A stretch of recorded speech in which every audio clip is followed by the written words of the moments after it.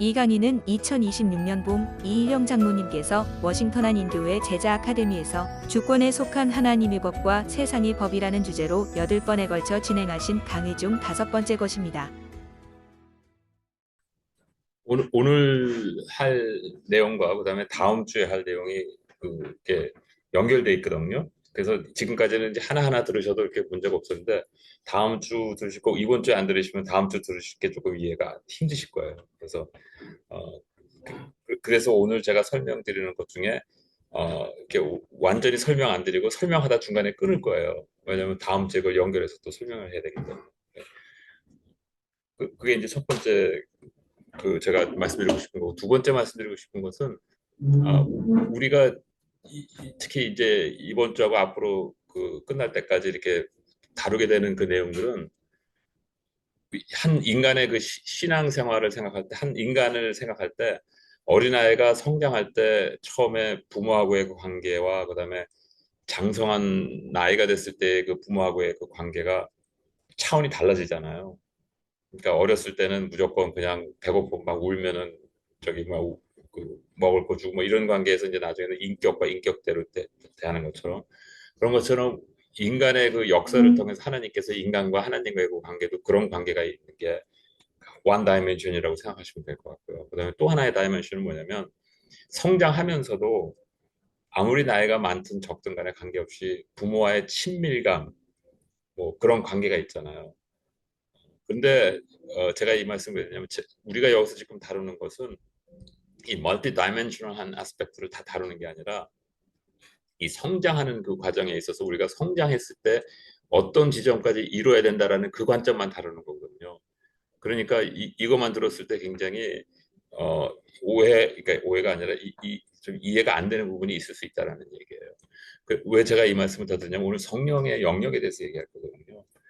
근데 성령의 영역에 대해서 말씀드리자면 이런 관점에서 제가 말씀드렸던 직선적인 그 원다이멘션에 있어서 성령에 대해서 설명을 드리면은 보통 우리가 얘기할 때 성령이 오셨네 가셨네 그러잖아요. 근데 성령님 오시거나 가시는 분이 아니라는 거예요.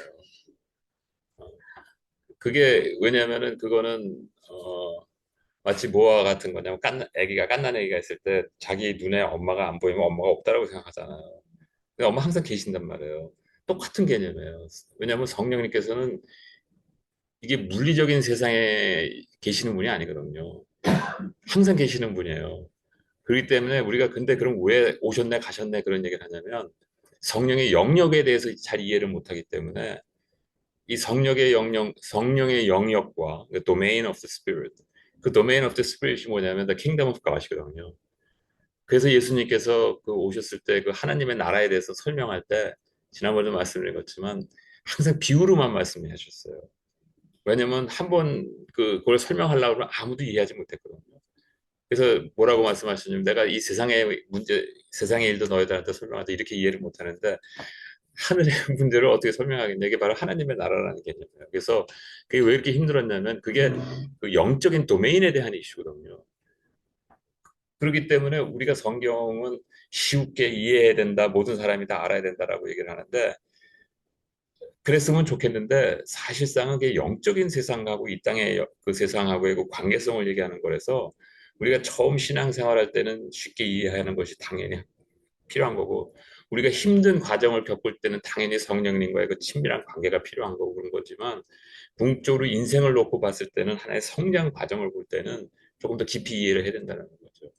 그래서 그 과정을 우리가 이제 생각해야 되는 것이고 어, 그렇기 때문에 이 말씀을 또 왜 드리냐면 어, 오늘 할 내용이 조금 어려울 거라는 거를 제가 워닝을 말씀드린 거고 그 다음에 다음 주 할 거는 걱정하지 마시고 지금보다 조금 더 어려워질 거예요.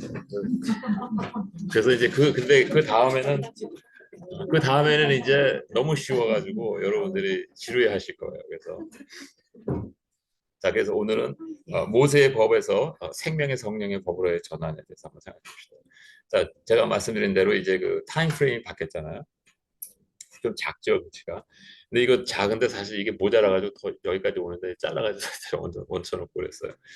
이게 뭐냐면 오늘은 그 크리스티아니티, 히스토리에 대해서만 잠깐 좀 설명해 드리고 싶은데 우리의 그 페이머스한 500년 단위로도 설명을 드리겠습니다. 그래야지 기억하기가 쉽기 때문에. 제일 먼저 처음에 일단 밑에도 하나 집어넣으면 자, 그 보시면은 크리스티애니티라고 쓴 거에서 보시면 이제 그 검은 바탕이 된 게 이제 500년 나누는 그 크라이테리아인데 여기서 이제 그 로만 엠파이어가 이제 망하지 않습니까? 이게 보통 그냥 479년인가 그런데 하여튼 그냥 500년이라고 생각하시면 돼요. 플러스 마이너스. 플러스 마이너스 50 years가 뭐냐?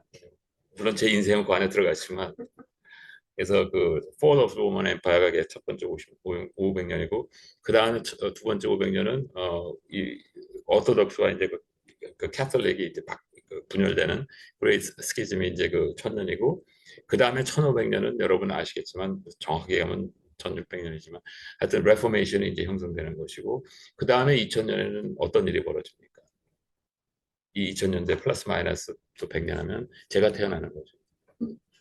즉 뭐냐면 제가 태어났다는 얘기 뭡니까? 여러분들이 태어났다는 거예요. 그래서 이 시대라는 거죠. 그래서 제가 뭐 제가 진짜 태어났다는 그만큼 그 셀프 센터 된 사람은 아니니까 걱정 안 하셔도 돼요. 자, 그러면 여기서 이제 보시면은 그 바로 이제 그 위에 보시면은 크리스티애니티라고 줄친데 바로 밑에 세인트 폴이라고 써 있죠. 이제 사도 바울. 그 사도 바울 중심에서 첫 번째 500년을 생각하면은 그때 가장 그 이렇게 중추 역할을 했던 것이 이제 사도 바울이 예수님께서 말씀하신 성경을 좀 체계적으로 그 서신들과 로마서를 특히 통해 가지고 정립해 주셨고 그 다음에 그것을 오리겐이라는 사람이 여기도 이제 맞습니다. 그 early church fathers가 한 서너 명 더 있는데 오리겐에서 allegorical interpretation 지난번에 우리 같이 생각해봤잖아요. 그 직역하는 것이 아니라 그의 본질을 이해해가지고 설명하는 그런 접근 방법. 그러면서 이제 마지막으로 그 500년 첫 번째 500년이 이제 어거스틴, 세이드 어거스틴 이 사람까지가 이 크리스티애니티에 대한 파운데이션을 놓는 그런 기간이었다라고 생각하시고 특히 그 어거스틴 같은 경우에는 오리지널 신 프리데스티네이션 이게 프리데스티네이션이 칼빈이 얘기하는 거하고 다른 개념이 하여튼 그런 아주 기본적인 것들을 갖다가 정립하는 시간이었었다는 겁니다.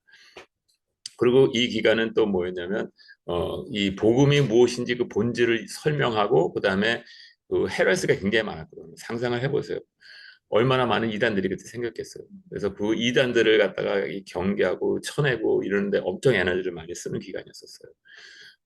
그리고 그 기간 동안에 이 로고스라는 개념이 이제 구체화되고 더군다나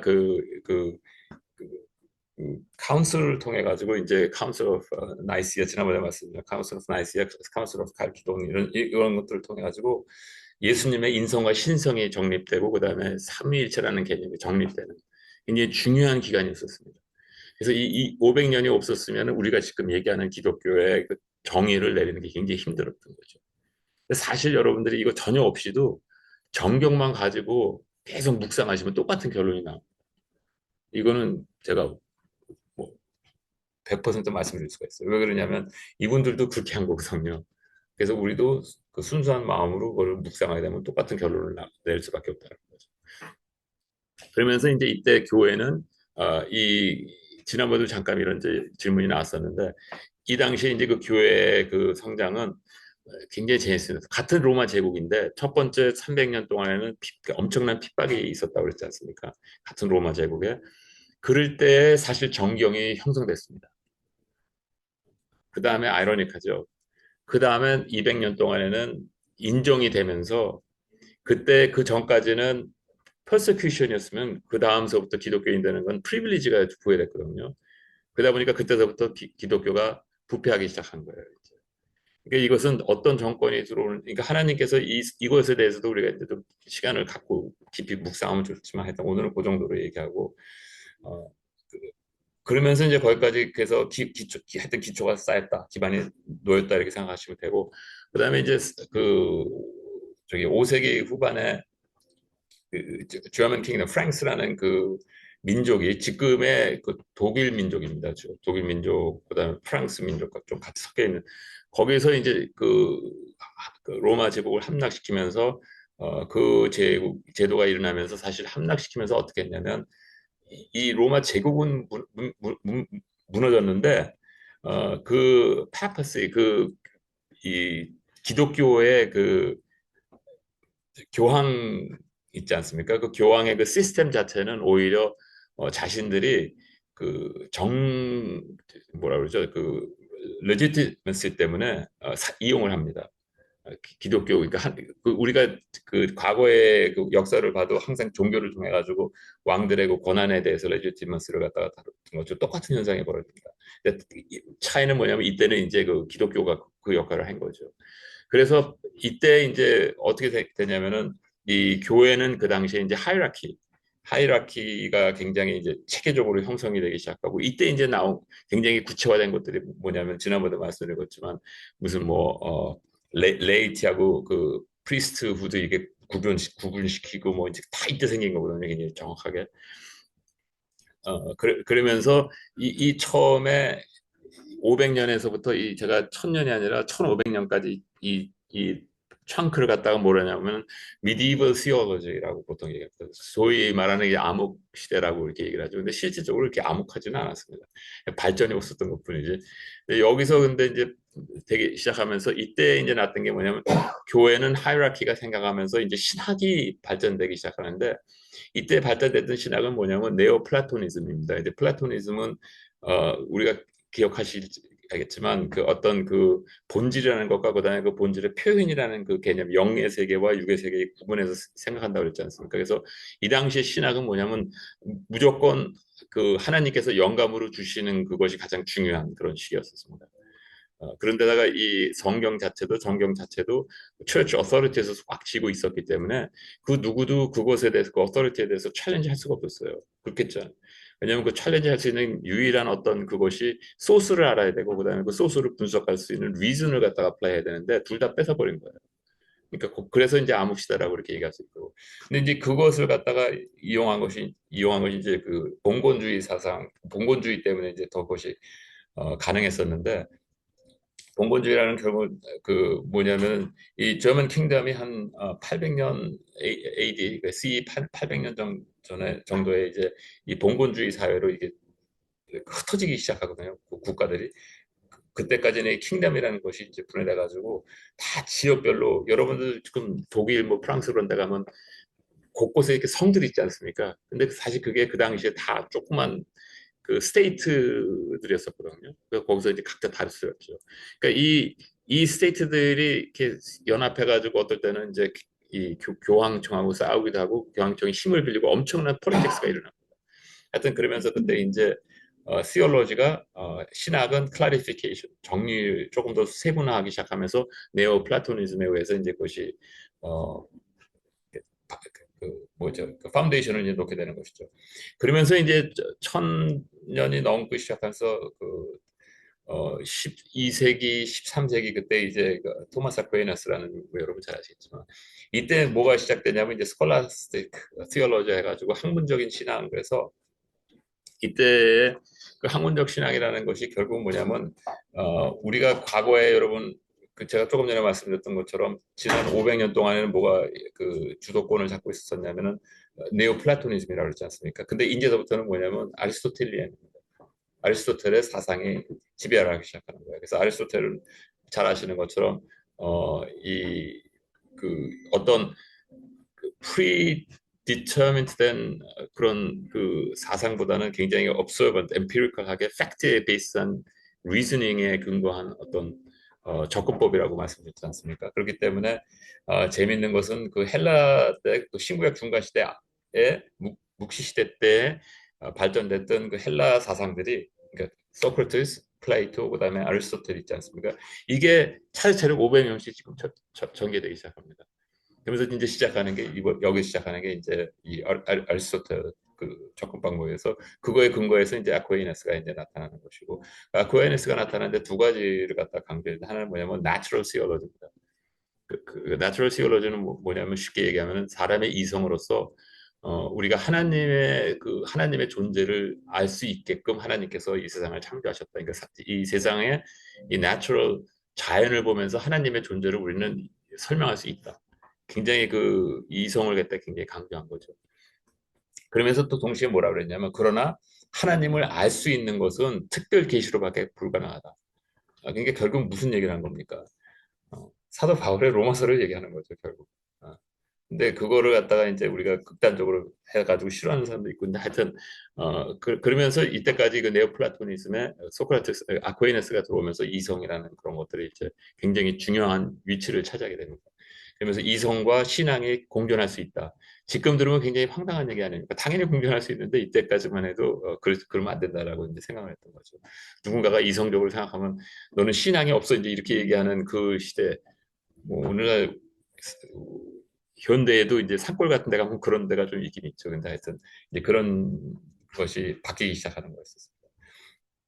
그러면서 이제 이때 벌써 그 representative element가 이제 나타나는 게 뭐냐면 인간의 인권들을 존중하게 생각하는 그런 운동들이 이제 벌써 일어나기 시작합니다. 그게 뭐냐면 1250년에 마그나 카타 같은 걸로 이제 표현이 되기 시작하고 그러고 나서 이제 그 다음에 또 500년은 이제 레포메이션이 일어났을 때 뭐 잘 아시는 것처럼 루터에 의해서 이제 시작이 됐고 그 뭐 루터가 주장하는 거는 결국 뭡니까? 디모크라타이징 그 시올로지거든요. 크리스티아니티. 그래서 그것이 근본적으로 뭐에 근거하고 있냐면 소스. 그다음에 소스를 갖다가 모든 사람이 접근할 수 있는 accessibility. 그냥 프린트 그걸 통해 가지고 그다음에 그 액세스가 프린터빌리티뿐만 아니라 language 모든 사람들의 언어로 번역하는 그런 작업들이 이제 일어나면서 그 이후로 그 이 머칸틸리즘이 이제 시작되면서 사실은 모던 모나키가 레포메이션 전서부터 시작될 때 굉장히 강화되거든요. 그래서 머칸틸리즘이 되면서 식민지들을 많이 확보하게 되죠. 그래서 한 손은 가가지고 약탈하고 다른 한 손으로 성경책 주고 그래서 네, 약탈하는 대신 성경책 줄게 이제 약간 그런 식으로 해가지고 기독교 역사를 보면 굉장히 훌륭한 종교죠. 그래서 그런 식으로 해가지고 굉장히 많이 성장을 한 거죠. 그래서 이제 모던 시올로지가 이제 그때 나타나기 시작하면서 그다음에 이제 또 해방 신학이기 때문에 굉장히 그 중남미 중심으로 해가지고 일어났었거든요. 근데 그 당시에 해방 신학이 일어날 수밖에 없었던 것이 이제 그 배경에 보면은 이 탄압이 있었고 그다음에 그 민주화 운동이 일어나는 그런 그 배경에 있어서 신앙도 그런 쪽으로 이제 많이 치고 올라온 거죠. 그래서 그것에 이제 반대기를 들고 나온 것이 이제 칼바스 같은 신학자였었는데 이제 그래서 이 칼바스 같은 신학자들은 크리스톨로지로 다시 중심으로 돌아와야 된다는 얘기를 많이 했던 거고 그리고 이제 칼바스가 얘기한 것 중에 하나는 그 근데 이분이 정확하게 무슨 책을 썼는지 잘 모르기 때문에 그냥 사람들한테 얘기할 그 요약된 것만 읽어가지고 100% 확답은 못 드리겠지만 궁극적으로 예수님께서는 모든 사람들을 위해서 돌아가셨고 모든 사람들을 부르셨다라는 어떤 그런 설을 얘기하거든요. 근데 어떤 의미로 얘기했을 수는 있겠다라는 생각은 하면서도 이거는 성경하고 굉장히 반대되는 얘기입니다. 그래서 그 성경을 allegorical interpretation을 갖다 적용해도 그것까지 하려면은 굉장히 휘어야지 그 결론이 나올 수가 있거든요. 어떻게 해서 나올 수는 있는지는 아는데 그 결론까지 내려면 이건 allegorical interpretation을 갖다가 완전히 휘어야지만 나올 수 있는 결론이에요. 그러니까 뭐 삽투. 그 다음에 이제 토마스 머튼이라는 분은 이게 사실 멍크였었거든요. 멍크였었는데 이분이 저기 이 누구죠? 그 티벳에 있는 그 달릴라마도 만나고 굉장히 불교의 그 같은 그 종교인으로서 동질감 같은 걸 굉장히 많이 느끼고 이 하나님에 대한 어떤 그 본질을 갖다 강조하다 보니까 또 많고 그다음에 이분이 그 묵상 기도에 굉장히 많이 하셨던 분이고 그래가지고 어떻게 보면 기독교의 그 어떤 스피리추얼리티를 갖다 그 디프닝 하는 데 굉장히 기여했던 그런 분입니다. 이제 어떻게 이제 돌아가셨는데 그 태국에서 돌아가셨다고 어떻게 돌아가는지 잘 모른다는 얘기가 있죠. 그런 일이 이제 있었고요. 그러면서 이제 그 미션이 한창 있을 때 그 같은 시기에 이제 이 Great Awakening이 4차의 그 웨이브를 통해 가지고 일어나거든요. 근데 이때 그 일어나는 것이 뭐냐면은 제가 밑에 다 가려놨습니다. 왜냐면 이거까지 설명하려면 너무 복잡할 것 같아서 다 가려놨는데 여기 이제 나타나는 게 뭐냐면은 그 전까지는 보시는 것처럼 토마스 아퀴나스 같이 해가지고 어떤 학문적인 접근이 있었으면 이때서부터는 뭐냐면은 여러 가지 그 마틴 루터의 그 영향을 받아가지고 그 디모크라타이징 되는 그 스피리추얼리티, 페이스 그런 무브먼트에 이어가지고 포멀 리추얼보다는 뭐가 굉장히 중요하기 시작했냐면 퍼스널 이모셔널 익스피리언스 이런 것들이 굉장히 중요하게 됐다는 것입니다. 그래서 아마 여러분들 이제 제 나이 또래 한국에서 신앙생활 하셨던 분들은 그것이 우리나라 기독교의 가장 베이스가 됐던 거거든요. 그래서 아직까지도 그런 거 굉장히 중요하게 여기는 하는데, 그래서 제가 그게 나쁘다는 얘기가 아닙니다. 그러나 뭐냐면은 인간의 성장기에서 그건 어린아이의 신앙이라는 단계예요. 왜냐하면 어린아이가 이모셔널리 엄마한테 이제 붙는 그런 단계거든요. 근데 넥스트 스텝으로 앞대야 되는데 그게 안 되는 거예요. 그게 잘. 이 부분에 대해서 이제 또 다음 시간에 좀 말씀드리겠습니다. 그다음에 이제 소셜 가스펠, 그거에 반대하는, 이것도 이제 어떻게 보면 리버럴 시올로지에 대한 이제 반대 운동이 같이 일어나면서 엄청난 그 컬처럴 이반젤리즘도 이제 같이 일어나기 시작했죠. 이거는 그 해방 신학에 대해서 반대되는 운동들이 이제 많이 일어났다는 얘기가 있습니다. 자, 제가 일부러 좀 시간을 많이 냈는데 왜 그러냐면 이거를 이해하셔야 나중에 정경이 어떻게 쓰였고 그다음에 우리가 어디까지 이거를 받아들여야 되느냐 말아야 되느냐를 이거를 아셔야지 이게 해석이 될 수 있어서 좀 시간을 냈습니다. 그다음에 이거는 이제 그냥 한번 생각해 보시라고 보냈는데 예, 추가를 했는데 여기서 보면 지금 500년 단위로 이루어졌지 않습니까? 그러면 이게 0에서부터 지금 2000년인데 거꾸로 해가지고 그 0에서부터 2000년 전으로 가면 누구부터 시작합니까? 아브라함서부터 시작하잖아요. 그래서 이걸 갖다 딱 놓으면 어떤 일이 벌어지냐면 0, 예수 그리스도에서 시작이 되잖아요. 아브라함서부터 시작되는 건 뭐야? 하나님에 대한 첫 번째 지식이 생기는 거거든요. 예수 그리스도부터 시작됐던 건 뭡니까? 성령에 대한 첫 번째 지식이 시작되는 거예요. 뉴 도메인이 시작되는 거거든요. 그 다음에 500년에는 무슨 일이 벌어졌습니까? 로마 제국이 무너지면서 홀리 로만 엠파이어가 시작이 됐거든요. 그때 그 이후에 500년은 뭐가 됐냐면 모세가 시작하는 거예요. 신의 산에서의 그 경험이 시작되는 거거든요. 새로운 어떤 다이멘션이 도메인이 시작되는 거고, 그 다음에 500년 후에는 뭐야? 그레이트 스키즘 해가지고 캐톨릭과 그 오소독스가 갈라지잖아요. 근데 그 다음에 그 모세 후에 500년 후에는 뭐가 있냐면 분열 왕국이 됩니다. 이스라엘과 유대 왕국이 분열되거든요. 그러면서 그때 토마스 아퀴나스 같이 이렇게 나오는데 사실 이거는 제가 설명을 안 드리는 부분인데 분열 왕국 이후에 그 엄청나게 타락하지 않습니까? 그때 선지자들 중에서 가장 파워풀한 선지자 두 명이 그때 나타납니다. 그게 누구냐면은 엘리야와 엘리사거든요. 그리고 그들이 궁극적으로 이제 그다음에 이제 예언자들도 있지만 제가 예언자들을 무시하는 게 아니라 하여튼 엘리야와 엘리사가 있고 그다음에 뭐 이런 분들은 사실은 그 어떤 제가 지난번에 말씀드렸던 것처럼 특별 계시 전환점을 위해서 이제 세우신 분들이고 이 엘리야와 엘리사가 굉장히 강조했던 게 뭐냐면 우주적인 유일신이라는 그런 개념이 확대되기 시작했고 그다음에 사회의 공의에 대해서 굉장히 강조했습니다. 왜 그랬냐면은 이거는 이제 이사야서도 굉장히 강조했던 내용인데 왜 그랬냐면 종교를 하나님을 알고 하나님을 섬기는 것을 종교 행위로서만 점점 더 구체화시켜 버렸거든요. 그것에 대해서 반박해가지고 엘리야 엘리사가 하나님을 섬긴다라는 것은 그것은 사회 공의를 직접 표현이 되는 것이 하나님을 섬기는 것의 증거다라는 것을 갖다가 굉장히 많이 외쳤고, 그다음에 자비에 대해서 또 이방인들에 대해서 외부인들에 대해서 자비를 베푸는 것들에 대해서 굉장히 강조했었습니다. 그 다음에 여기서 레포메이션에서부터 우리 태어난 그 500년 동안에 무슨 일이 벌어졌습니까? 계시의 전환이 일어났었거든요. 그러면서 이때 엄청나게 처음에 조로아스트리즘, 그 다음에 그 헬라 철학, 그 다음에 하스모니안 킹덤 이러면서 엄청난 일들이 벌어지지 않았습니까? 근데 지금 현재 그 일이 지난 500년 동안 벌어졌고 우리는 지금 그 엑스포스트 지금 단계에 도달해 있다는 것입니다. 그래서 이런 배경이 있다는 것을 우리가 좀 알아주고요. 자, 그 다음에 이제 이거를 가지고 영역이라는 것에 대해서 제가 조금 설명을 드리겠습니다. 이 추상적인 개념의 영역인데 어, 잘 모르셔도 이거 보시면서 그냥 느낌으로만 이해하시면 됩니다. 자, 이제 첫 번째 영역이라는 게 영역이 어떤 영역이다라는 것을 설명하는 게 법이라고 그랬지 않습니까? 그래서 그 왕이 어떤 법을 형성하느냐에 따라서 그것이 어떤 왕국이 되는 것처럼 법. 그러면 이건 뭐라 그러지? 육면체라고 그러나? 정육면체라고 그러나? 이 회전하는 이 정육면체는 4차원 플러스입니다. 왜냐하면 3차원이면 그냥 이게 공간이지 않습니까? 근데 제가 왜 4차원이라고 하냐면 시간을 이제 집어넣어서 근데 시간뿐만 아니라 또 플러스를 집어넣습니다. 왜냐하면 깜빡걸림이라는 걸 제가 포함을 시켰거든요. 그래서 이것의 법입니다. 그래서 이런 식으로 나타납니다.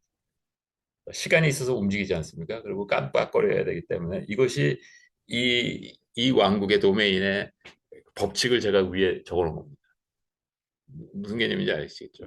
그래서 저는 내가 원하는 모든 도메인을 만들 수 있습니다. 특히 요새 그 챗 GPT나 뭐 제미나이 가지고 얼마든지 만들 수 있거든요. 그래서 내가 명령해도 스페시파이만 하면은 내가 만드는 도메인을 갖다가 다 만들 수 있습니다. 그 다음에 이제 이거하고 이 도메인에다가 제가 하나를 더 추가했습니다. 뭘 추가했냐면 뭘 추가했습니까? 색깔. 이 질이라는 개념으로 제가 색깔을 표현하는 거거든요. 즉 제가 근데 이거를 왜 4차원이라고 계속 얘기하냐면 차원이라는 것이 이런 어떤 그 차원 내에서 이루어질 수 있는 것들을 스페시파이하는 그러니까 디테일드된 그 애플리케이션 자체는 차원을 추가하는 그러니까 첨부시키는 것이 아니라 이미 있는 차원의 디파인 해가지고 세분화시켜가지고 설명하는 것들이라는 거예요. 근데 제가 이걸 왜 더 그렇게 했냐면 하나님께서 천지를 창조하실 때 이런 방법을 하신 거예요. 처음에 기본 창조를 하신 다음에 그 창조하신 그 원리들을 갖다가 apply 하시면서 표현하셨거든요. 이런 식으로 표현하신 거예요. 그래서 제가 이제 그거를 설명드리기 위해서 이제 이걸 좀 보여드리는 거고. 그 다음에 이제 그 성령의 영역에 대해서, 도메인에 대해서 설명하기 위해서 제가 조금 더 쉽게 다시 2차원으로 내려갔습니다. 그러니까 이 도메인은 무슨 도메인입니까?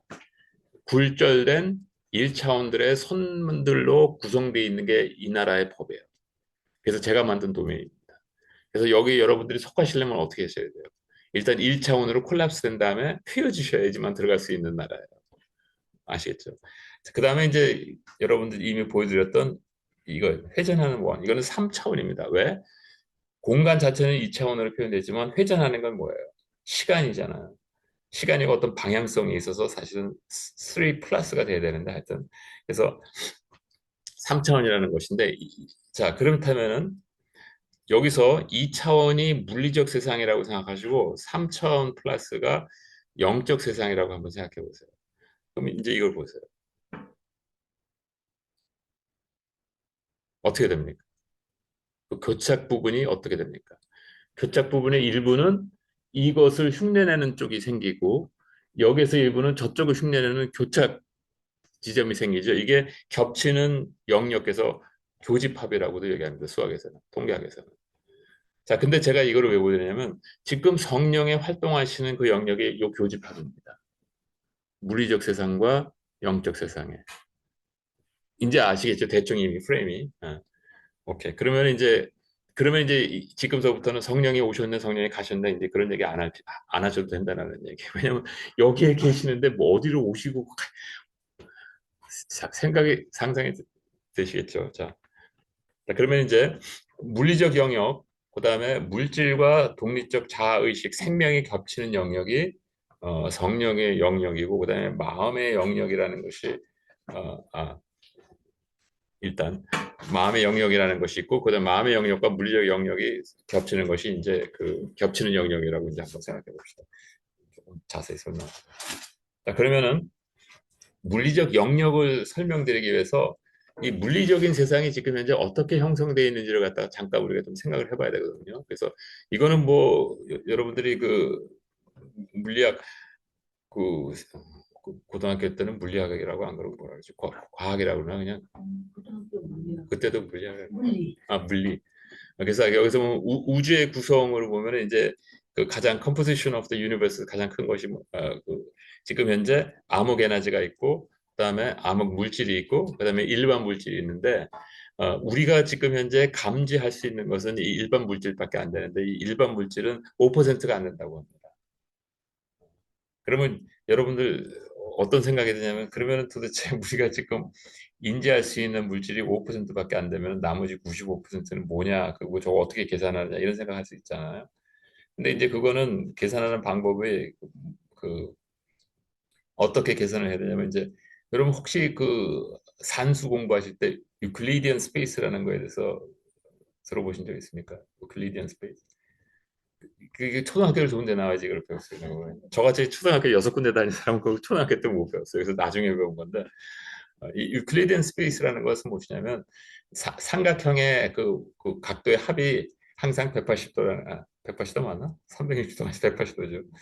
그래서 이게 초등학교 제가 안 좋은 데 나와서 헷갈려요. 이제 그런 거. 그다음에 어떤 선을 그을 때 이 선이 끝까지 계속 가면은 다시 돌아오지 않는 그런 게 원칙이 있지 않습니까? 유클리든 스페이스라는 건 뭐냐면 여러분들이 지금 현재 이해하고 계시는 이 스페이스가 유클리든 스페이스예요. 그래서 이거 이제 도메인 설명할 때 가장 베이직한 걸로 나오는 거거든요. 그래서 리니어 알제브라가 다 유클리든 스페이스에서 일어나는 거고, 그다음에 이제 앱스트랙트 알제브라에 가야지 그 스페이스가 이제 자기가 만들어낼 수가 있는 거거든요.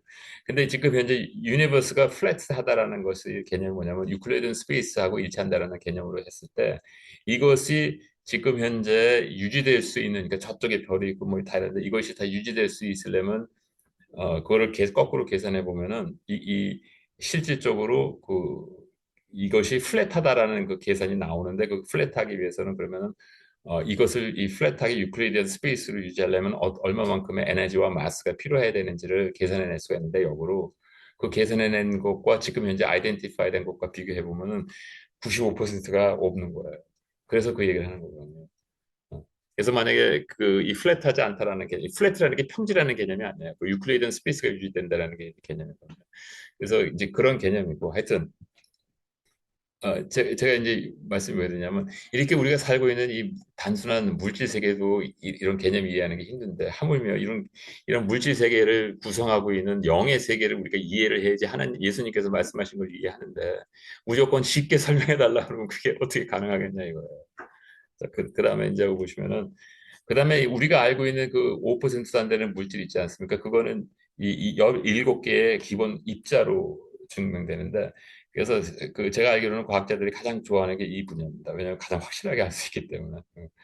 그런데 나머지 사실 그 95% 이제 안 되는 것 이유 중에 하나는 뭐냐면 이 5%로 확인할 수 있는 것이 이 세상에 우리가 이해하고 있는 건 빛으로 감지될 수 있는 것만 이해하는 거거든요. 근데 빛으로 감지되는 게 뭐냐면 일렉트로마그네틱 그 레디에이션인데 거기에 그 포톤들이 날아갔을 때 이 포톤에 작용하는 작은 그 반작용이 일어나는 것들은 없어할 수 있는 거거든요. 나머지 95%는 빛으로 감지가 않는다는 얘기예요. 그러니까 반응하지 않는다는 얘기예요. Anyway, 하여튼 근데 여기서 보시면은 이 17개 중에서 첫 번째 3, 4, 12, 12개는 실질적으로 mass라는 그 메타를 구성하는 요소들이고 그다음에 4개는 뭐냐면은 force를 얘기합니다. 힘에 얘기합니다. 그 다음에 이제 그 H라는 힉스 필드라는 힉스를 그 입자는 뭐냐면은 이 mass를 갖다가 그 볼륨을 형성케 해주는 그런 필드를 얘기합니다. 자, 이거 왜 제가 이렇게 자세히 설명드냐면 사실 이해하시지 못해도 좋은데 이런 게 있다라는 거를 아시는 게 우리가 이미 굉장히 상식적으로 이런 것들이 있다라는 걸 아시는 거죠. 그 다음에 이런 모든 그 입자들을 갖다가 제자리에 다 그 위치를 정해주고 하는 것이 이제 중력, 전자, 기력, 강한 핵력, 핵력은 이제 그 아톰을 이제 하나로 뭉치고 있는 것이고 약간 핵력, 그 아톰 하나로 뭉치고 있는 그 자체 내 요소들을 갖다가 분해시키는 어떤 힘이거든요. 이게 힘이 강해져가지고 그게 이제 그 디케이라는 거에서 그것이 이제 사실 그 태양의 그 빛을 발할 수 있는 그런 요소들입니다. 하여튼 이제 그렇게 해서 이제 형성된 겁니다. 자, 근데 이거보다 더 복잡한 게 뭐냐면은 이건 사람입니다. 사람은 육과 혼과 영으로 구성되어 있는데 실질적으로 인간이 감지하면서 이제 인간의 어떤 영역을 도메인을 갖다가 해석할 때 보면 육의 도메인과 혼의 도메인과 영의 도메인이 있다 생각을 하면은 여기서 그 이런 물리적 영역과 그럼 우리의 마음의 영역과 교차되는 부분이 있지 않습니까? 그거에 대해서 잠깐 설명드리려고 하는데 그 교차되는 부분에 뭐가 있냐면 우리 뇌가 있습니다. 근데 그 뇌가 있는데 여러분 예를 들어서 제가 지금 이 테이블을 이렇게 만지지 않습니까? 그럼 제가 이 촉감으로 이 테이블의 그 표면을 갖다 느끼잖아요. 근데 이 표면을 느끼는 게 어떻게 느끼는 거냐면은 여기 일렉트론과 내 손에 있는 일렉트론들이 서로 인터랙트 하는 것에 대한 리셉터가 여기 그 신경세포에 있어서 들어와가지고 제 뇌에서 그 어떤 일렉트로닉 그 리셉터가 저한테 반응이 감지되는지를 갖다가 정보를 주는 거거든요. 그렇게 하는 거예요.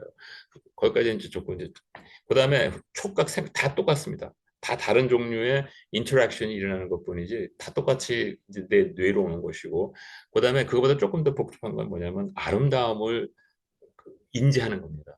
아름다움이라는 것.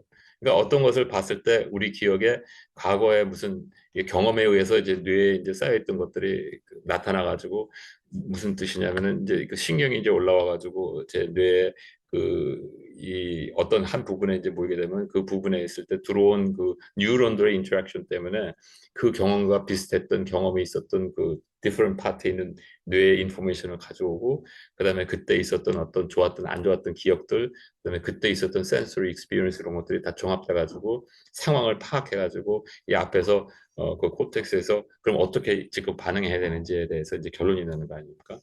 자, 그래서 이제 그런 식으로 해서 그것이 이제 또 경험이 되면 그게 이제 또 쌓이고 이제 레퍼런스 라이브러리처럼 생기는 거죠.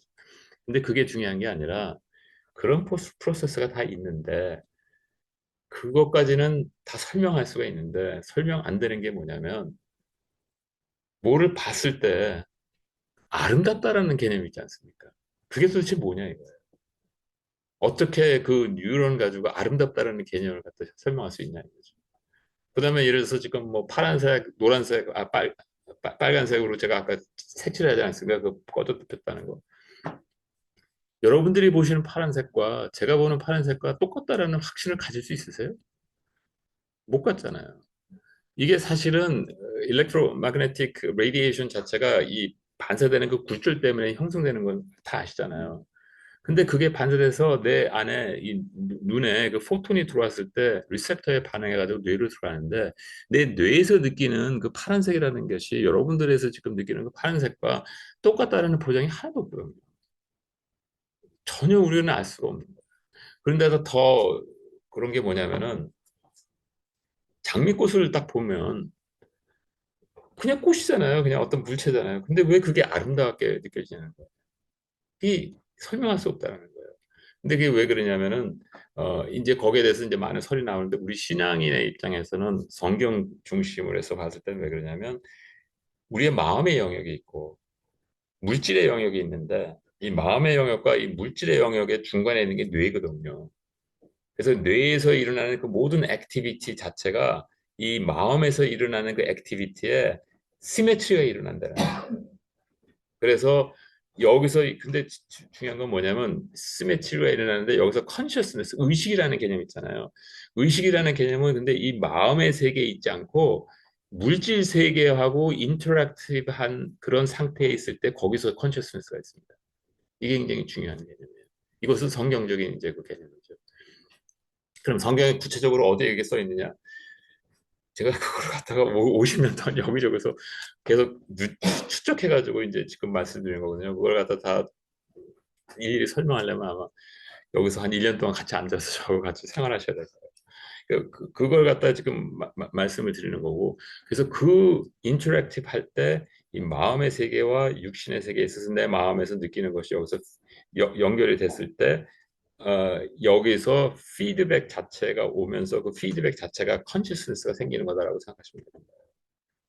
자, 그렇다면은 여기서 인간의 이성이라는 그 자체, 그다음에 인간의 도덕성이라는 그 자체는 이 실질적으로 이 물질적으로 왔을 때 와가지고 내가 인지해가지고 확장될 수 있는 그 영역이 아니다라는 거예요. 이것은 마음의 영역에서 온다는 것이지. 그것이 바로 하나님의 형상에서 이제 나타났다. 이렇게 쉽게 얘기하면 이제 그렇게 얘기할 수 있는 것이죠. 그런데 조금 더 좀 이제 그거에 대해서 들어가 보겠습니다. 자, 물리적 영역은 물질적 생명이 갖춘 영역 두 번째로 좀 더 설명드리겠습니다.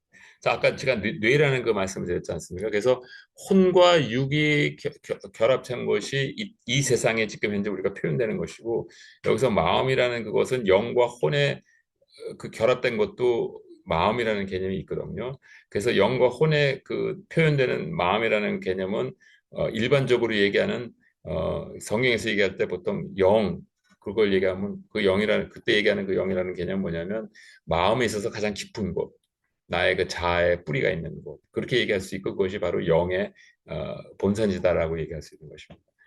그리고 그것에부터 이제 삐쳐나와가지고 거기서 전개돼가지고 우리의 의식이 있는 그 부분이 일반적으로 얘기하는 그 생각, 그다음에 그 중간에 있는 게 이제 무의식과 subconsciousness 이런 것들이 이제 있는 것이죠. 그 다음에 이제 거기서 그러면서 의식이 있는 것은 벌써 뭐냐면 육과 혼의 그 사이클 있지 않습니까? 거기까지 내려온 게 이제 혼이 거기까지 내려오는 거예요. 마음이 이제 거기까지 내려온 상태 그 컨셔스너스가 있다는 것이죠. 자, 그러면 이제 여기서 이 혼이 통해 가지고 이제 내 뇌를 통해 가지고 육하고 이제 커뮤니케이트 하지 않습니까? 그랬을 때 이 뇌에 그 혼이 있는 그 이 육체하고 커뮤니케이트 하고 있는 그 혼의 그 부분을 갖다가 구체적으로 어떻게 설명할 수 있냐면 이거하고 다시 비교해 보면은요. 우리가 그 마음이 우둔해졌다 이렇게 표현하지 않습니까? 그래서 마음이 어두워졌기 때문에 이 생각하는 게 허망해졌다 이렇게 얘기를 하죠. 그래서 여기서 허망해졌다라는 것은 무슨 IQ가 높다 낮다고 전혀 이 디퍼런트한 컨셉입니다. 뭐냐면 머리가 굉장히 좋은데 쓸데없는 것만 생각하는 거든지 아니면 악한 것만 생각하는 이런 그런 개념을 얘기하는 거거든요. 그래서 인간에게 있어서 이 사람 머리가 좋다 안 좋다 이거보다 더 중요한 게 있는데 그게 뭐냐면 렐레번스를 아는 것입니다. 자기가 지금 현재 뇌를 어디에 활용하고 있는지, 그다음에 왜 활용하고 있는지, 무슨 질문을 해야 되는지를 아는 그 렐레번스라는 거 있지 않습니까? 이것이 사실은 머리 좋다라는 개념보다 훨씬 더 중요한 게. 근데 하여튼 근데 그 여기서 이 마음이 허망해졌기 때문에 이 생각할 수 있는 이것이 삐뚤어진 거거든요, 사실. 그런데 우리가 얘기하고 있는 그 성령의 영역이라는 것이 바로 무엇이냐면 여기 마음의 회복을 얘기하는 거예요. 그래서 마음의 회복을 통해서 내 생각까지도 변화되는 그 작용을 이제 생각하는 것이 성령께서 이제 들어오시는 작용인 것이고 이거를 갖다가 이제 조금 하면은 그렇기 때문에 성령님께서 역사하시는 그 영역을 보면은 이렇게 표현할 수가 있는데 지금 우리는 여기 앉았을 때 다 육신으로 표현되고 있지 않습니까? 우리 몸으로 다 표현되고 있고 실질적으로 지금 그 빛이 반사돼 가지고 여러분한테서 반사되는 그 일렉트론이 내 눈으로 들어와가지고 내 눈에서 리셉터가 그걸 캐치해가지고 여러분들을 보고 있는 거 아니에요. 이 릴레이션십이 있다는 거죠. 그런데 이것이 이 릴레이션십에 있어서 우리가 다이멘션을 갖다 이 도메인을 갖다가 이게 그 어떻게 생각할 수 있냐면은 그 밤에 어두울 때 그 끼는 그 글라스 있지 않습니까? 그 필터 해가지고 뭐 히트 웨이브를 캐치할 수도 있고 아니면 울트라 라이트를 통해 가지고 사람의 어떤 그 빛도 없이 그 빛을 굉장히 센시티브하게 만들 수도 있고 그런 식으로 했을 때 만약에 예를 들어서 우리가 물리적인 그 영역을 떠나서 없애고 영적인 그 심적인 그런 상태의 그 글라스를 갖다 이렇게 딱 끼게 되지 않습니까? 그럼 여기 계신 분들이 어떻게 보일 수 있냐면 마인드로만 있을 수 있다라는 거예요. 무슨 얘기인지 아시겠죠? 그 마인드로만 있는 그것이 성령의 영역이라는 거예요. 자, 그러면 여기서 보면은 실체 영역인데 그냥 마인드의 영역을 그래서 이렇게 표현했습니다. 여기서 지금 네 개의 화살이 나가지 않습니까? 이 네 개의 화살은 뭐겠습니까? 네 개의 릴레이션십에 의해서 우리가 디파인이 되는 거거든요. 하나님과 나, 그다음에 나와 나 자신, 그다음에 나와 이웃, 그다음에 나와 자연 이거거든요. 근데 이런 것들이 다 지금 삐뚤어져 있다는 거죠. 근데 여기서 성령의 영역이라는 개념은 뭐냐면 성령께서 임하시면서 내가 모든 선택 물chất 세계에서 표현되면 실체 영역에서 여파가 획일된다라는 그런 아까 제가 조금 전에 말씀드린 것인데 아, 제가 이 그림을 그리는 지가 좀 며칠 됐어요. 지난주에 그래가지고 이제 이 옷을 이제 이 영역이 이제 그것이고 그다음에 이제 여기서 그 조금 더 한 가지 제가 다음 주에 좀 설명드리고 싶은데 그냥 넘어가면 오해하실 것 같아서 사실 성령의 영역이라고 이렇게 표현하는데 이것이 성령님께서 여기서 이렇게 활용하는 것이 아니라 영을 통해서 들어가셔서 이 혼을 통해서 나타나는 그 성령의 영역.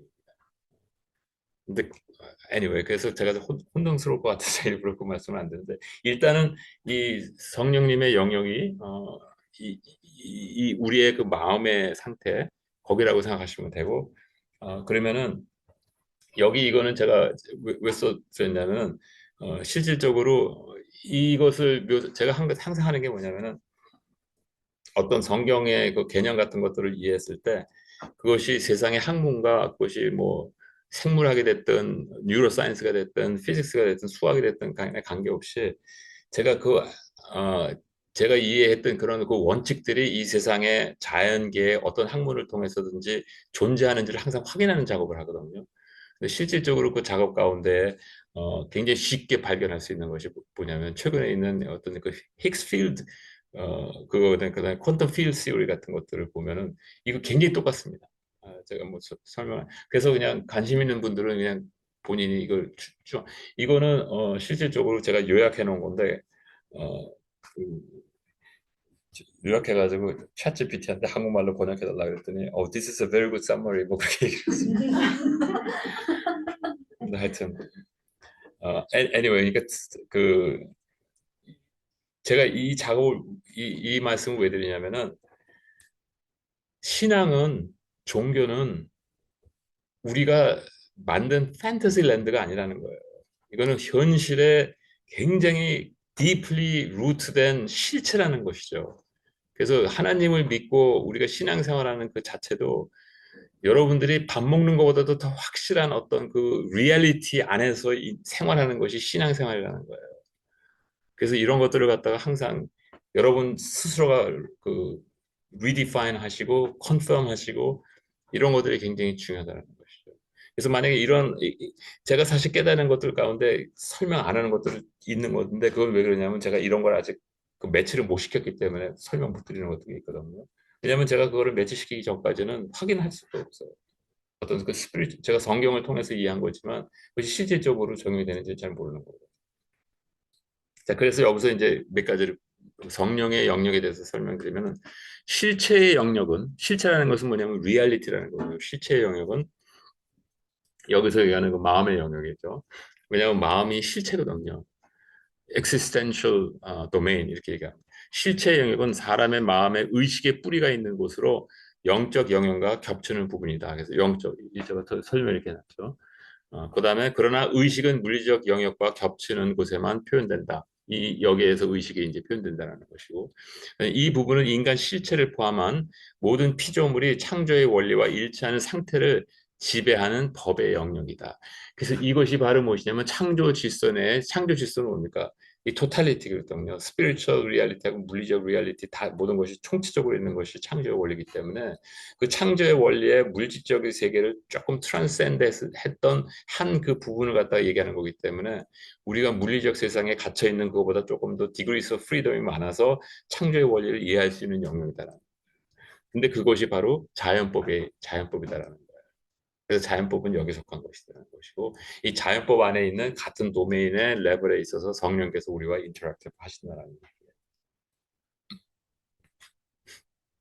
자, 그다음에 이제 마지막으로 성령의 법은 율법이 아닌 유기적이고 역동적 상태를 규명한다. 자, 여기서 진도 나가기 전에 제가 한 가지 설명드리겠습니다.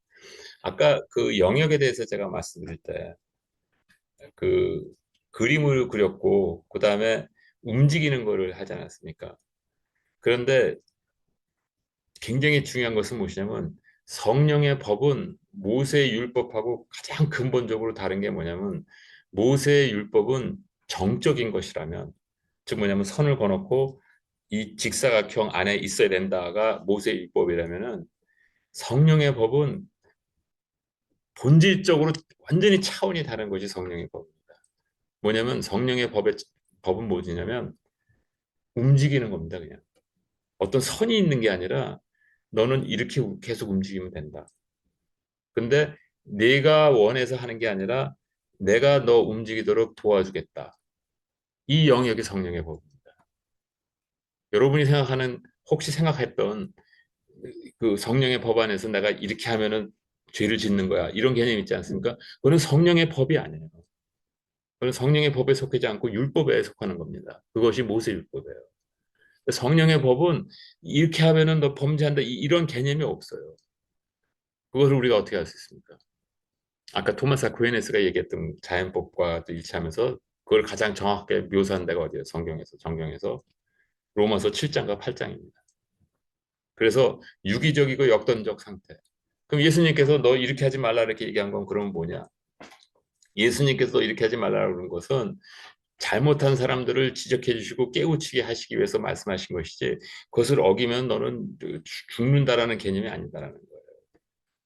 당연히 그러면은 어기면은 그 하나님 앞에 그 피드백을 받게 되는데 그 피드백을 받는 건 그럼 뭐냐? 그 피드백을 받게 되는 건 뭡니까?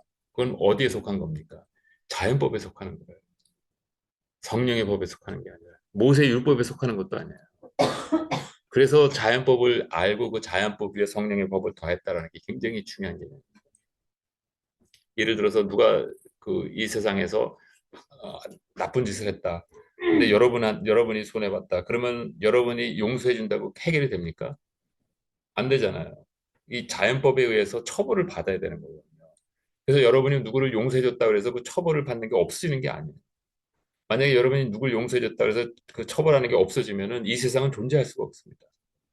그래서 그 원칙을 알고 신앙생활하는 것이 자연법을 이해하는 것이 굉장히 중요하다는 거예요. 근데 그것이 혼동되기 시작하면은 그때는 걷잡을 수가 없게 돼요.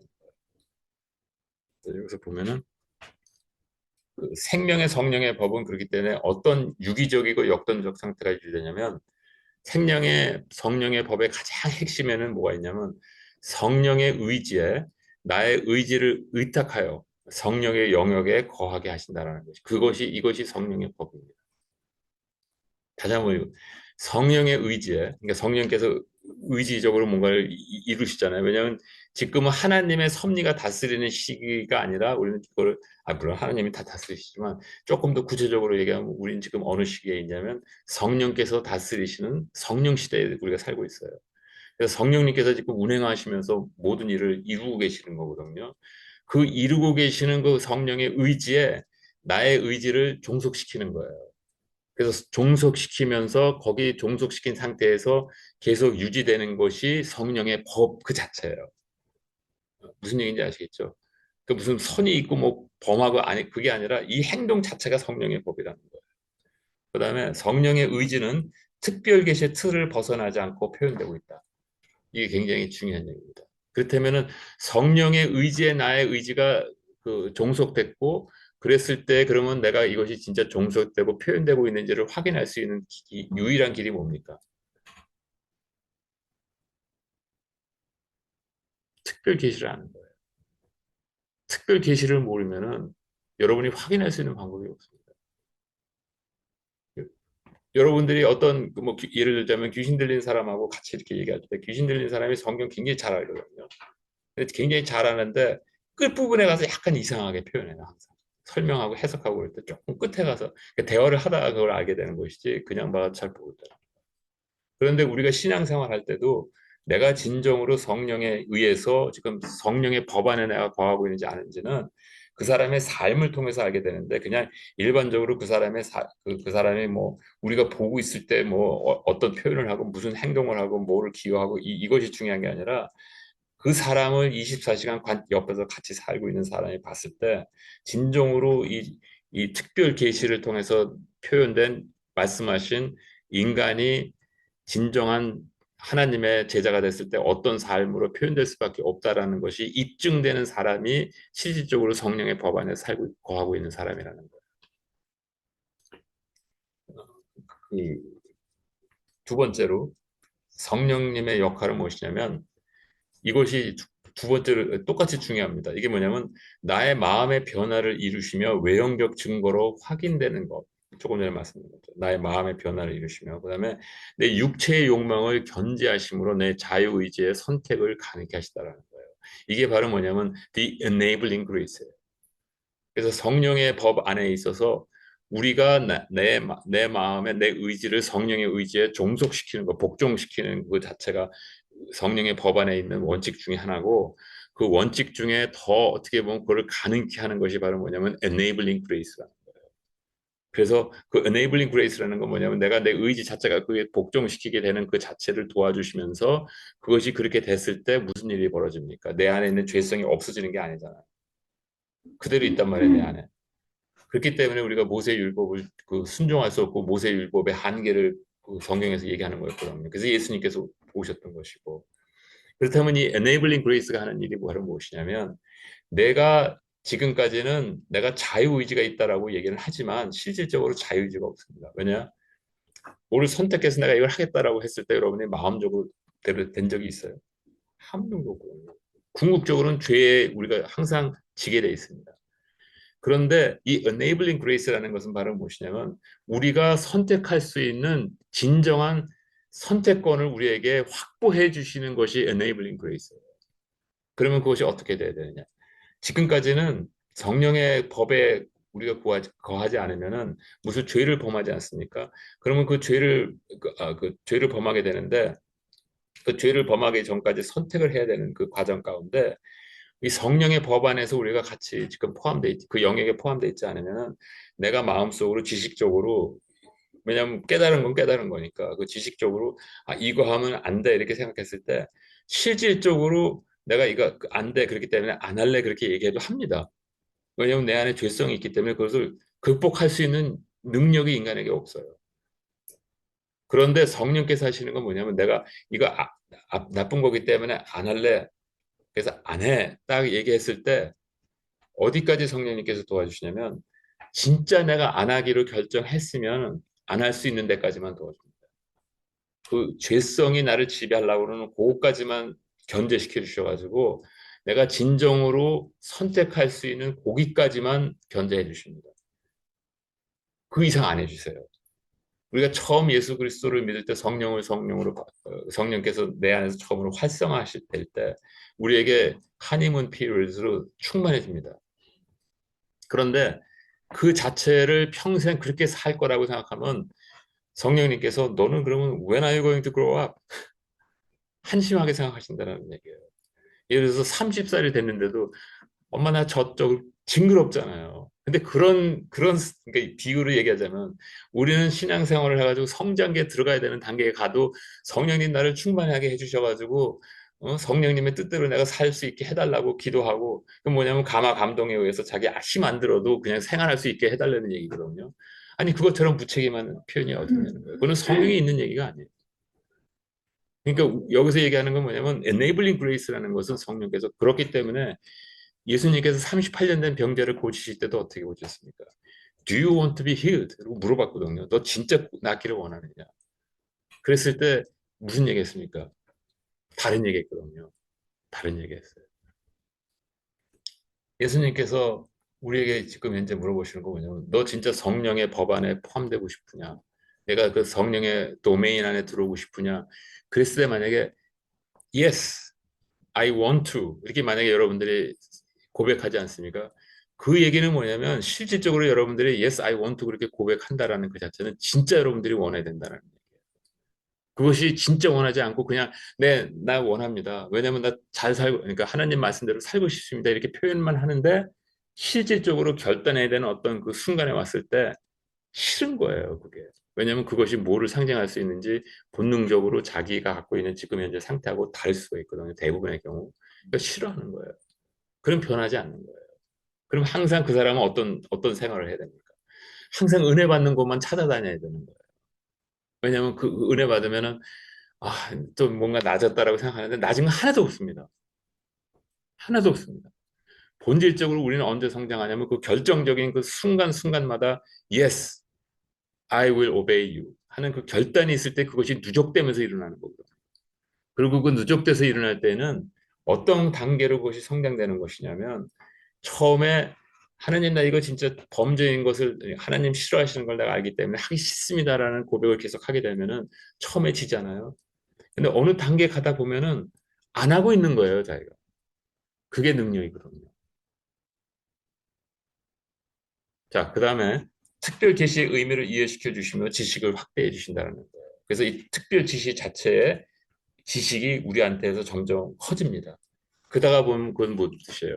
어렸을 때 우리가 뭐를 해내는 것이 잘못하는 것이고 잘하는 것이 모를 때 그때는 그 아는 것만큼 하다가 점점 지식이 커지면서 점점 우리의 생활에 있어서 뭐를 해야 되고 하면 안 되는 것들이 알아지는 것처럼 성령께서 성령의 법 안에 있는 것도 그렇게 된다라는 거예요. 마지막으로 성령의 열매는 그렇기 때문에 실존적 마음 상태와 생활의 변화, 사회 공동체의 순기호를 하게 된다는 거예요. 자연적으로. 그래서 여러분들이 많이 아는 로마서 8장 1절을 정죄함이 없고 죄와 사망의 법에서 해방됐고 왜 해방되는지 아시겠죠? 왜냐면 더 이상 선이 없고 나는 이제 그 성령의 움직임에 그냥 같이 있는 것뿐이지 난 그 이상 이하도 아니거든요. 그러니까 죄의 사망에서 범죄했다라는 그런 개념이 없어진 거예요. 영을 쫓아 행하면 율법의 요구와 무관하게 되고 왜냐하면 그 안에 있기 때문에 육신을 쫓는 자는 이제 그러면 여기서 이제 선택을 해야 된다는 얘기를 하는 것이죠. 그렇게 되면은 어떤 결과가 납니까? 그렇게 살다가 보니까 갑자기 자기도 모르게 성령의 열매는 사랑이랑 갑자기 인내, 자비, 양선, 온유, 절제, 충성이 나오는 거예요. 그런 그 열매가 내 안에서 그냥 자연적으로 형성되는 거거든요. 그래서 여러분 갑자기 기뻐하셔야 됩니다. 기뻐하십시오. 그러면 어떻습니까? 아멘 그러고 막 순간적으로 막 기뻐 나 기뻐 그러면 기쁜 것 같잖아요. 근데 기쁘긴 뭘 기쁨이에요. 한 시간만 지나면 다시 안 기쁘잖아요. 그런 기쁨을 얘기하는 게 아니거든요.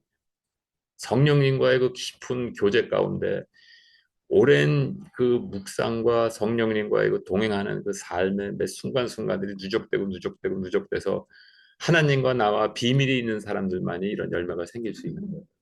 신앙은 하나님과 나와 비밀이 있는 사람들의 거예요. 그 비밀이 있다는 것은 무엇이냐면 나와 하나님과만이 아무도 모르는 엄청난 많은 시간들이 있었고 고뇌의 시간이 있었고 고통 가운데서 하나님을 선택하고 순종하는 그런 고백들이 있었다라는 것들. 그것이 비밀이라는 거죠. 그러면 그런 사람들은 어떻게 됩니까? 이 사회 공동체에 순기여를 할 수밖에 없는 게 왜 그래요? 그 사람들의 마음은 이렇기 때문에. 바로 이게 어떤 사람들이에요? 복 있는 사람들. 이게 복 있는 사람들. 복은 이 세상에서 뭐 그거는 어렸을 때 배고파 밥 주 그러면 밥 주면 좋아하기 때문에 그런 차원이라는 거예요. 실질적으로 복은 뭐예요?